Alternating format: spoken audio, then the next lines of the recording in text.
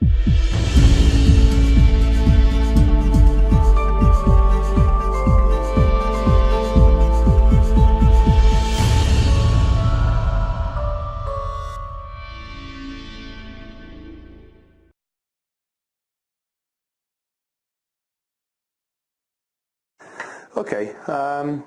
if I had to summarise a sort of a typical shift, I mean, we'll call it a 12-hour shift, let's say it's 7 p.m. till 7 a.m. Your guard should be arriving anywhere between 30 and 15 minutes ahead of shift. The reason for that is they start work at 7. You know, that 7 p.m. time is not an arrival time, it's start time. So they need to be arriving early to make sure that they've got enough paperwork, make sure that the device is working properly, make sure that they've got time to carry out a proper handover from the site manager or the off-going guard. You know, so this, you know, make sure the uniform is present and correct. You know, there's a whole bunch of things that need to be ready before you start your shift. That 15 to 30 minutes prior to that puts you on site ready, gives you an opportunity to be able to get all that correct. Once you've commenced your shift, what you would then do, you know, you take a look at your SOP, your standard operating procedure, which is, you know, the duties as determined by the client. They may want hourly patrols. Your expectation obviously is the first patrol needs to be carried out because you need to gather a lay of the land. So you'd carry out your first patrol.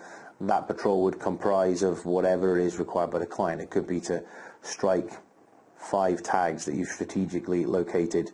It might be just to walk the perimeter. It may be to count the assets on site. Oh, we've got 1, 2, 3 diggers, you know, and we've got a Bowser full of fuel for those diggers. It may be to check that they're all there. It may be to check that the padlocks are all in place on the Bowser. Make sure that all the diggers are locked up. Make sure there's no keys left in there.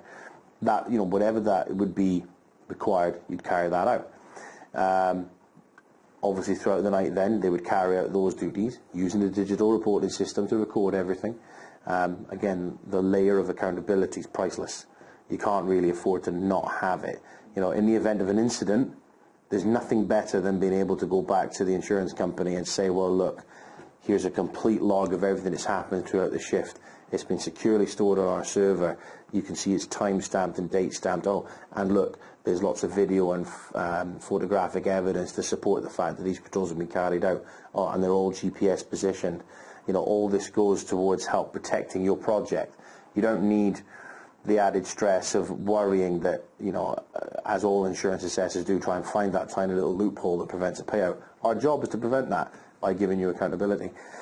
The guard would then carry out all their patrols throughout the night. Towards the end of the night then, they would then start preparing for their handover at the end of the shift, so they'd start maybe tidying up the office, you know, getting all their paperwork in order, say a half hour before the shift end, before carrying out their final patrol.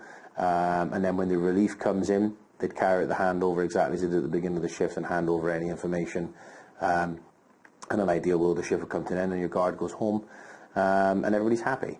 You know, nothing's gone wrong because the guard's been seen by someone who's watching and they're not going to chance coming and try stealing anything. They're out there frequently enough to be able to protect your goodies. That's kind of a standard night.